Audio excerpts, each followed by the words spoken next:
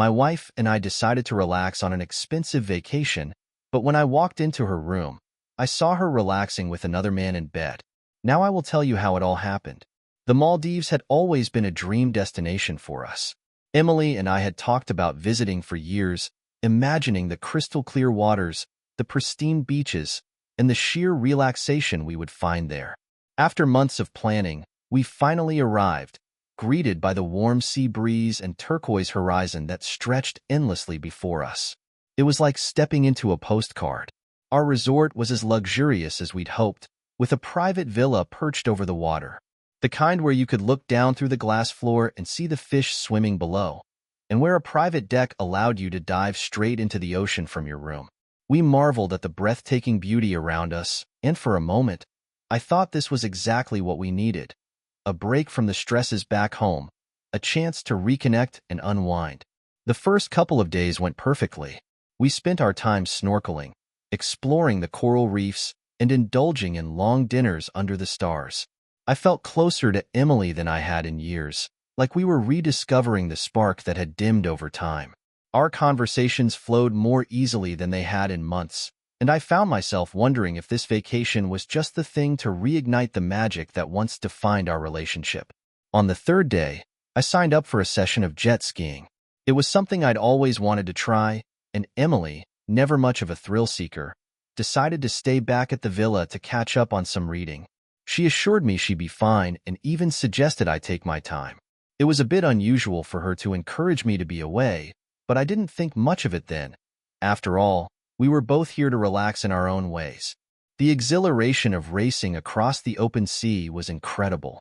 I pushed the jet ski faster, cutting through the waves, the salty air whipping against my face. For an hour, I let go of everything. No worries, no responsibilities, just the roar of the engine and the vastness of the ocean. But as I made my way back to the resort, I had this nagging feeling that something wasn't quite right. Returning to our villa, I noticed how quiet it was. The sliding doors to the deck were ajar, letting in the faint sound of the lapping waves. The air seemed heavy, as if the atmosphere itself had changed in the short time I'd been gone. I called out for Emily, but there was no answer. I stepped inside, expecting to find her curled up on the lounge chair with her book, but the villa was eerily empty. It wasn't until I approached the bedroom that I heard it: soft laughter, a muffled voice, and a quiet rustling that sent a chill down my spine. I stood there, frozen for a moment, my hand hovering over the doorknob. A knot tightened in my stomach as I pushed the door open. There, on the bed, was Emily, my Emily, entwined with a man I'd never seen before. They didn't even notice me at first. It was like I had walked into an alternate reality, one where the woman I loved was suddenly a stranger, sharing an intimacy with someone else that shattered the very foundation of my world. My voice caught in my throat, and when I finally managed to say something, it came out barely above a whisper. "Emily?" The look on her face when she saw me was something I will never forget, a mixture of shock, guilt, and something else I couldn't quite place. She scrambled to cover herself while the man beside her, tall, athletic, and about our age, sat up and stared at me with a blank expression. It was as if he hadn't expected to get caught, as if he'd been certain I wouldn't be back for a while longer. What is this?" I stammered, my mind struggling to process the scene before me. Emily opened her mouth as if to speak, but no words came out. There was a moment, just a fraction of a second, when her eyes met mine, and I saw something that cut deeper than any betrayal. There was no panic in her expression, no desperate attempt to explain herself.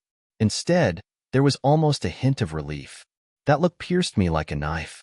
It was as if she had been waiting for this moment, as if the secrecy had become too much for her to bear, and now, finally, it was out in the open. The man slowly stood up, his hands raised in a half-hearted gesture of apology or surrender. I couldn't tell which. "Look, man, I didn't know." "Get out," I spat, my voice raw with anger. I didn't recognize myself in that moment. There was a dangerous edge to my words, a darkness I hadn't known was there. He didn't need to be told twice. He quickly gathered his clothes and hurried out the back door, vanishing like a shadow into the fading afternoon light.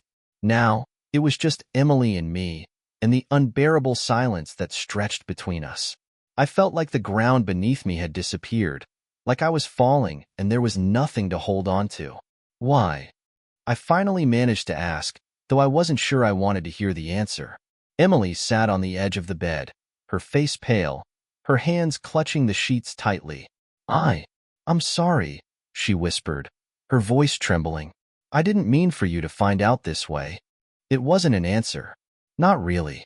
And somehow, that made it all the worse. I stood there, a surge of emotions roiling inside me, anger, disbelief, and a bitter sense of betrayal. I wanted to scream, to shake her until she gave me the answers I needed.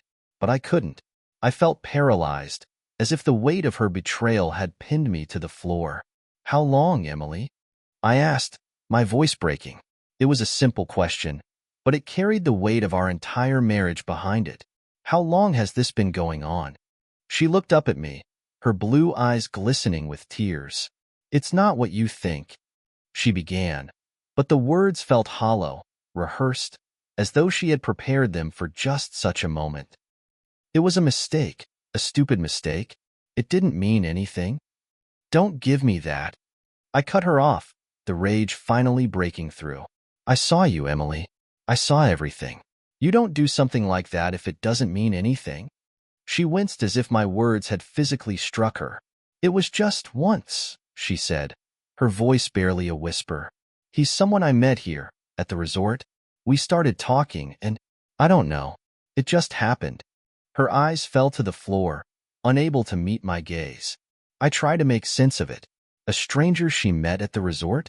So, this hadn't been premeditated, at least not before we arrived. But that only made it more confusing. I searched her face for something, anything, that could explain how she could risk everything we had for a fling with some random man on vacation. Why? The question echoed again, even though I wasn't sure it had an answer that could satisfy me. Why would you do this to us? She took a deep breath, as if trying to gather her thoughts. It wasn't about you or us, she said finally. I felt like I wasn't myself anymore, like I had lost who I was. And then, he was just there. It wasn't planned. I didn't come here looking for someone else. Her words made my stomach churn. So, was this some kind of midlife crisis? An impulse to feel young and free again at the cost of our marriage? The worst part was, I could almost understand what she was saying. There were times when I, too, felt trapped in the monotony of life. Work, bills, chores. But I never would have imagined throwing away everything we had built together for a temporary escape. It's not an excuse, Emily, I said, my voice trembling with barely contained anger. We could have talked. We could have worked things out. Instead, you chose to betray me. For a moment, the only sound in the room was the distant lapping of the waves against the supports of our villa. I felt a bitter irony in that this place, with its promise of paradise, had turned into the setting of my personal hell. I almost laughed at the absurdity of it. I'm sorry, she said again, her voice cracking as tears streamed down her face. I know I've hurt you, and I hate myself for it. I don't know why I did it. It just happened. I turned away from her, unable to look at her any longer. My gaze drifted to the open sliding doors and out towards the endless blue of the sea. How could something so beautiful and serene exist in the same world where such betrayal was possible? I walked out onto the deck, needing the fresh air to clear my head, or at least to escape from the suffocating tension in that room. Emily followed me outside, and I could hear her footsteps hesitantly approaching. Please, just talk to me, she pleaded. We can still fix this. We can. How, Emily? I turned to face her, my voice growing cold and distant. How do you think we can fix this? You didn't just break my trust. You broke us. I stared at her, and for the first time, I didn't see the woman I had married.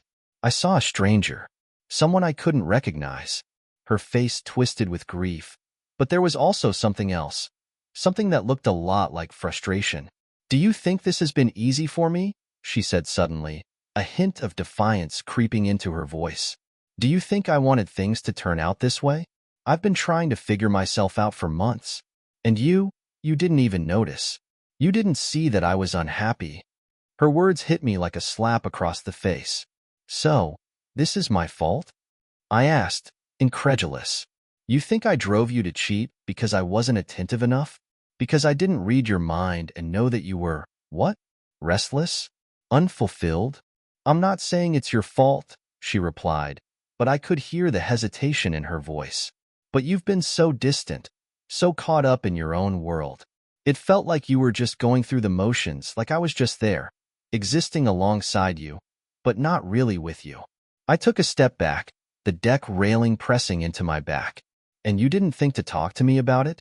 You didn't think to tell me how you were feeling before you decided to jump into bed with a stranger? I shook my head, the bitter taste of betrayal flooding my senses. That's not how this works, Emily. You don't get to blame me for what you did. She seemed to shrink before my eyes, her anger dissolving into guilt. I'm not blaming you, she said softly. I'm just trying to make sense of it all. There was a moment of silence as the weight of her words hung in the air. I didn't know how to respond. I didn't know if I even wanted to. I was torn between the urge to leave her right then and there and the desperate hope that maybe, somehow, there was still a way to salvage the broken pieces of our life together. But before I could say anything, there was a knock at the front door. Emily and I both froze, and for a moment, we just stared at each other, the sudden interruption adding an eerie tension to the already chaotic situation. I'll get it, I said, my voice gruff. I walked back inside and opened the door. Standing there was a resort staff member, holding a small envelope. This was left for you, sir, he said politely, handing it to me. I took the envelope, my mind still reeling from everything that had just happened. As the staff member walked away, I opened it, expecting some mundane notice from the resort. Instead, what I found inside made my blood run cold. It was a letter, written in neat, almost too perfect handwriting. I'm sorry you had to find out this way, but you deserve the truth. I didn't mean to hurt you. Please believe that. I'll be leaving the island soon. Take care, and goodbye. It was signed with a name I didn't recognize, Alex. I looked up from the letter, my mind racing. Emily hadn't said a word about knowing anyone named Alex. Yet somehow, he had left this message, knowing I would find out about them. I turned back to Emily, who was still standing on the deck, her expression stricken with panic as she realized what I was holding. Who is Alex? I demanded, my voice barely concealing the storm of emotions inside me. She didn't answer right away, but the look on her face told me that I hadn't yet discovered the full extent of her betrayal. I stared at Emily, clutching the letter in my hand like it was some kind of lifeline, the only thing keeping me anchored to reality. The shock of seeing another man's name, written so boldly on paper, ignited a new fury inside me, a kind of wrath that went beyond what I had felt in the bedroom just minutes earlier. It was no longer just about the act of betrayal. It was about the secrets that had yet to be revealed. Who is Alex? I asked again, the question sharper this time. There was a rawness in my voice that I could barely recognize as my own. Emily's face flushed, and for a moment, she seemed to be struggling for words, as if deciding just how much of the truth she should tell me. He's the man you saw, she finally admitted, her voice trembling. His name is Alex. We met here, a few days ago. It was just a mistake, okay? It was just... Stop calling it a mistake. I yelled, my anger erupting before I could hold it back. A mistake is something you didn't mean to do. This wasn't some slip-up, Emily. You had to know what you were doing when you invited him here, into our villa. She flinched at my words, her eyes glistening with tears. I didn't invite him here, she said quietly, her voice barely audible. He found me. We ran into each other at the bar yesterday, and we talked. It wasn't supposed to go this far, I swear. I took a step closer, my hands clenching into fists. So, what? You met him at the bar, had a nice chat, and just thought you'd see where it went? That's what our marriage has come to. Emily's gaze fell to the floor, her shoulders slumping as if under a weight she couldn't bear. It wasn't like that, she whispered. I was lonely, Rob. I was lonely, and I didn't know how to talk to you about it. I didn't know how to tell you that I was feeling invisible. Invisible. The word echoed in my head, stoking the fire in my chest even more. Invisible? I thought about all the moments we had shared since arriving here. The dinners under the stars, the long walks on the beach. Had it all been a lie? Had she already made up her mind to seek something else? Or was I just an afterthought in her plan to escape whatever discontentment had festered inside her? Lonely, I repeated, my voice dripping with sarcasm. And what? He made you feel seen? He showed you something I couldn't? Is that it? She bit her lip, looking away, and in that instant, I knew I wouldn't get a real answer from her. Not the one I needed, anyway. Her silence spoke louder than any explanation she could have given me. I turned away, storming out of the villa. I needed space. I needed air. Anything to get away from her and the suffocating truth that had wrapped itself around me like a noose. I didn't know where I was going, but anywhere was better than standing there, listening to her half-hearted apologies. I found myself walking down the long wooden walkway that stretched over the water, connecting the villas to the main island. The sun was sinking lower in the sky, casting a warm golden light over everything. But to me, it felt cold.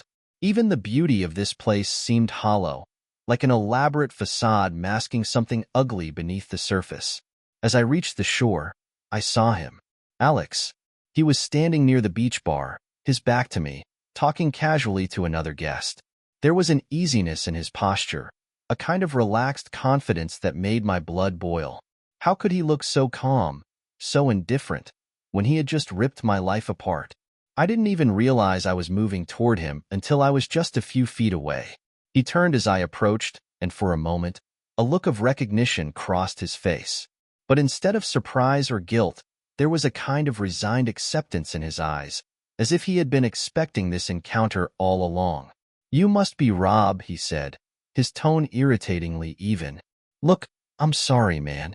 I didn't mean for." "Shut up," I snarled, my hands trembling with barely suppressed rage. "You don't get to apologize to me. You don't get to say anything." I could feel my muscles tensing, my fists tightening, and for a moment, I imagined what it would feel like to hit him, just once. But somehow, I restrained myself. He raised his hands, palms out. "I'm not trying to start anything. I thought you deserved the truth. That's why I left the note. I wasn't going to stick around, Anne." "Why did you do it?" I interrupted, the words coming out harsher than I intended. "You saw that she was married. You knew she was here with her husband. Why?" Alex's expression faltered, and for a brief second, I thought I saw a hint of regret in his eyes. But it was gone as quickly as it appeared. I don't know," he admitted, shrugging slightly. "We talked. She seemed sad, like she was missing something. I didn't think it would turn into anything, but then it did." His words hung in the air, an infuriatingly simple explanation for something that had destroyed everything I held dear. I wanted to lash out, to make him feel even a fraction of the pain I was feeling. But what good would it do? What could I possibly gain from hitting this man when the real betrayal had come from someone I loved, someone who had promised to be faithful? Without another word, I turned and walked away. I could feel Alex's gaze on my back, but I didn't look back. I couldn't. It was enough to know that I had confronted him, even if it hadn't given me any of the closure I desperately sought. As I made my way back to the villa, I saw Emily waiting for me on the deck. Her face was drawn and pale, a stark contrast to the glowing sunset behind her. She looked at me with a kind of quiet desperation, as if hoping I had come to some realization in the time I was gone. Some epiphany that would magically fix everything. But I hadn't. If anything, I was even more lost than before. "I talked to him," I said flatly as I approached, my voice devoid of emotion. Emily's eyes widened, and she took a hesitant step toward me. "Rob, please." "I don't know what's going to happen next," I said, cutting her off. "But I do know that I can't look at you right now. I can't be near you." The words were harder to say than I had expected, and as they left my mouth, I felt a kind of emptiness settle inside me, a hollowing out that left me numb. She flinched as though I had struck her, tears pooling in her eyes. "So, what are you saying?" she asked, her voice cracking. "You're leaving?"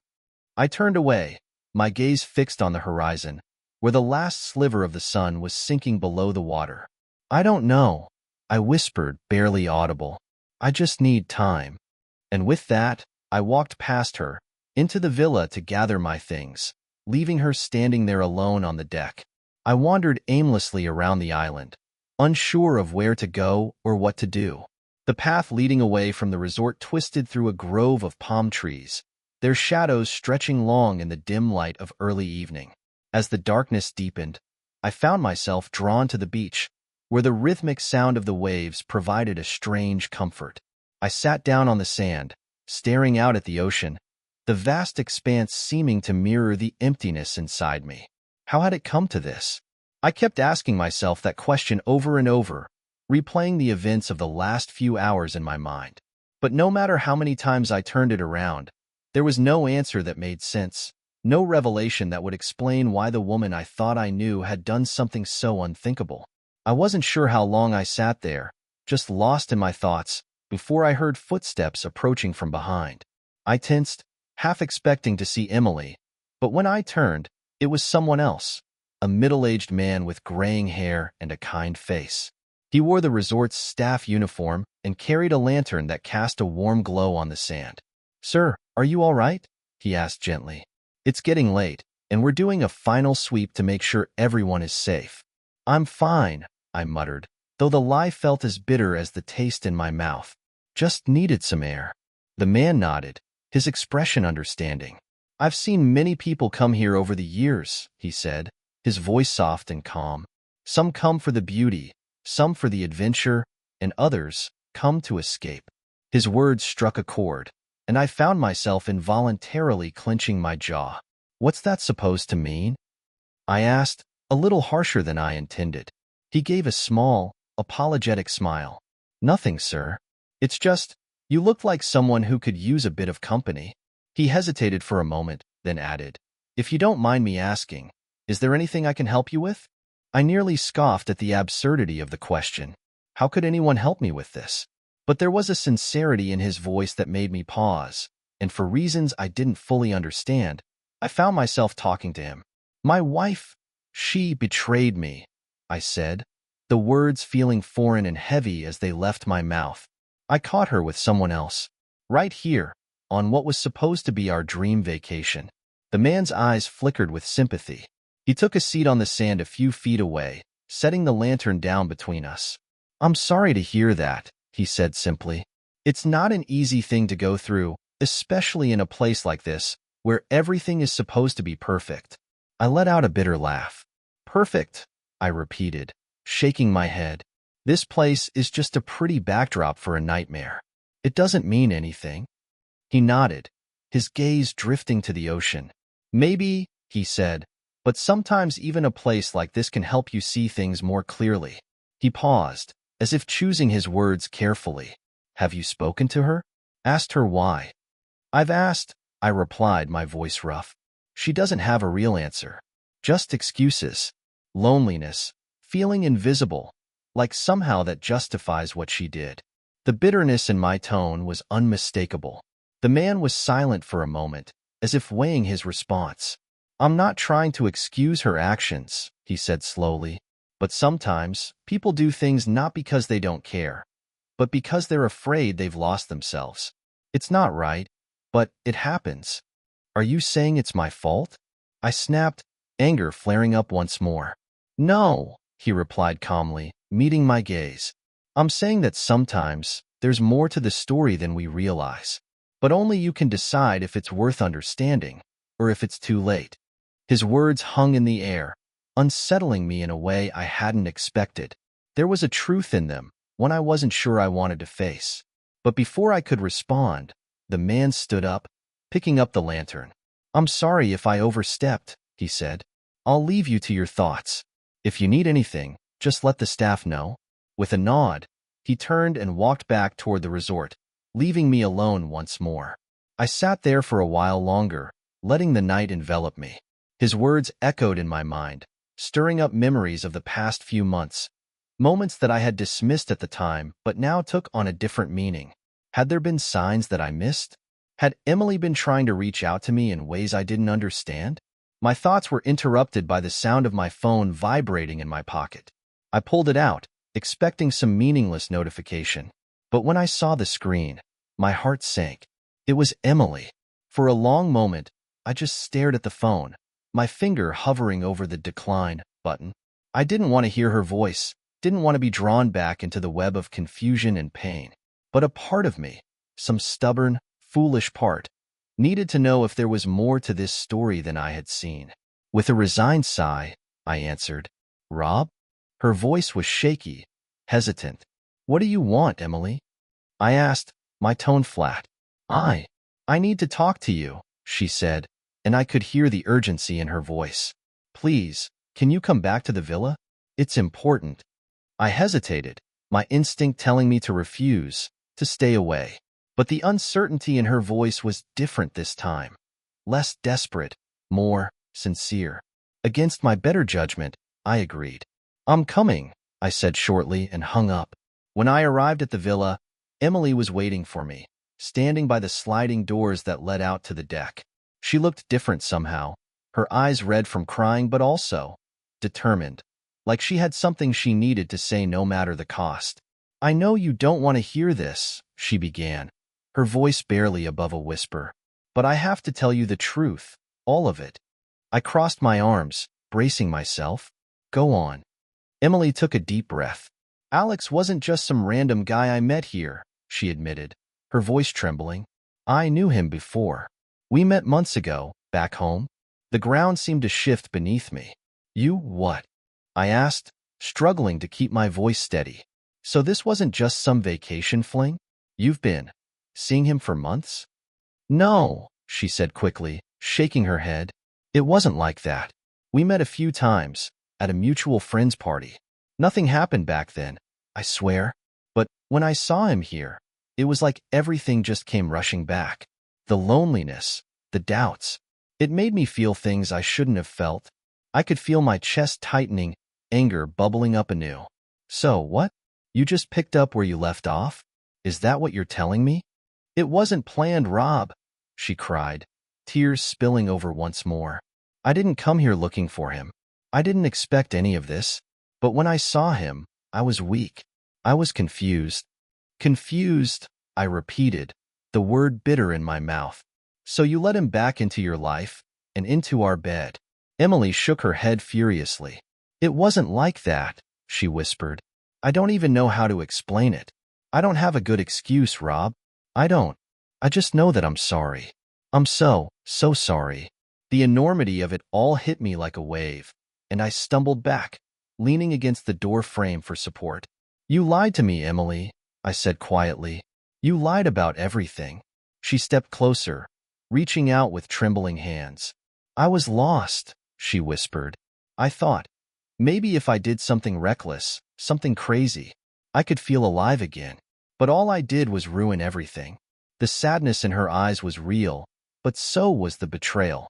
And as I stood there, staring at the woman who had shared my life for so long, I realized I no longer knew who she was, or who we had become. I was standing at a crossroads I never expected to face. The revelation that Emily had known Alex before the trip unraveled me further, deepening the betrayal. It wasn't just about a single, impulsive act of infidelity. It was a thread that stretched back months, tangled with half-truths and hidden longings I had never seen coming. As I leaned against the door frame, my mind raced, trying to make sense of what I was supposed to do next. Emily was still standing there, tears streaming down her face. Her voice was strained, pleading. "Rob, I don't know how to make this right, but I need you to understand. I was never planning to leave you. I was confused and lonely, yes, but I never stopped loving you. I don't even know how things got so far out of control. There was a time when those words would have meant something to me, but right now, they were just empty phrases drifting between us." "Love isn't supposed to hurt like this, Emily," I replied, my voice raw. "It's not supposed to break you. You shattered us the moment you let him back into your life." She took a step closer, her eyes filled with desperation. "Please, Rob, you have to believe me. I never intended to hurt you. I thought I was stronger than this, but everything just felt so heavy, and I didn't know how to fix it. I didn't know how to find myself again." I shook my head, the words falling on me like stones. "You didn't know how to fix it?" So you decided to destroy it instead? Is that it? Was I supposed to just stand by while you figured it out with someone else? She winced, as if my words had struck her physically. I'm not asking you to forgive me, not right away, she said softly. But if there's any part of you that still wants us, if there's anything left to fight for, please, let's try. Let's not walk away from everything we've built together. I took a deep breath, the weight of the situation pressing down on me. Her plea echoed in my head, and for a moment, I found myself wavering. There was a time when I would have fought for this, fought for her, with everything I had. But as I stood there, staring into her tear-streaked face, I felt like I was staring at a stranger. How could I find a way back to what we once were, when I didn't even recognize the person who had shared my life for so many years? My silence seemed to unnerve her, and she reached out again, her hand trembling. Rob, please, don't shut me out. I stepped back, her touch feeling like a jolt of electricity, one that burned rather than comforted. I need time, I said, the words spilling out in a rush. I can't just decide right now. I don't even know what to think, what to feel. Everything is too raw. She nodded, her expression one of resignation. I understand, she whispered. Take all the time you need. Just, please don't make any decisions while you're still angry. I'll give you space, but I hope you can find it in your heart to give us another chance. I turned away from her, unable to bear the sight of her face any longer. The room felt suffocating, and I needed to get away, to clear my head. I'm going to find a hotel room for the night, I said, already walking toward the door. We'll talk later. Emily didn't try to stop me this time. As I left the villa, the warm night air enveloped me, but it did nothing to calm the storm inside. I wandered aimlessly for a while before finally finding a small hotel on the far side of the island. It wasn't luxurious like the resort, but it was quiet, and that was all I needed. I booked a room, checked in, and collapsed onto the bed, the exhaustion hitting me like a wave. For hours, I lay there, staring at the ceiling, my mind churning through the events of the day. Every memory, every word, and every look from Emily played back in my head on a relentless loop. I felt like I was drowning in a sea of emotions: anger, sadness, betrayal, and a strange, dull ache that I could only describe as grief. How had we gone from a picture-perfect couple to this? Was it really just a matter of time? Or had I missed something so glaringly obvious that I had failed to see it unraveling? I kept returning to the months leading up to this vacation, searching for signs. Any signs that could have warned me about what was coming. But if there had been any, I had been too blind or too distracted to see them. The next morning, I woke to a message from Emily. It was brief and to the point. I'm flying home tomorrow. I won't bother you again unless you want to talk. I'm sorry for everything. A part of me was relieved that she was leaving, that I wouldn't have to face her again, at least not right away. But another part of me felt hollow, as if her departure was the final confirmation that whatever we had was truly over. I checked out of the hotel and wandered down to the beach, where the resort was now just a distant silhouette against the horizon. I stared out at the sea, its endless expanse both beautiful and terrifying. It reminded me of the enormity of what lay ahead, the daunting task of rebuilding my life, with or without her. For a moment, I thought about calling her, asking her to stay, to give us one more chance. But then, the reality of what she had done came crashing back. The lies, the betrayal, the fact that she had known Alex before this trip, it all painted a picture that I wasn't ready to forgive. I had come here with the hope of rekindling our marriage, but it seemed all I had found was the ashes of what we once had. There would be no fairy tale ending, no last-minute reconciliation under the tropical sun. Just the cold, hard truth that sometimes, even the deepest love can fracture beyond repair. The sun was setting as I made my way back to the resort. The villa was quiet and empty when I returned, just as I had expected. I saw that Emily had left behind her wedding ring on the nightstand, a silent, symbolic gesture that said more than words ever could. I picked it up, turning it over in my hand, feeling its weight. There were no right answers here, no clear path forward. Only the realization that life was now divided into two parts, before and after.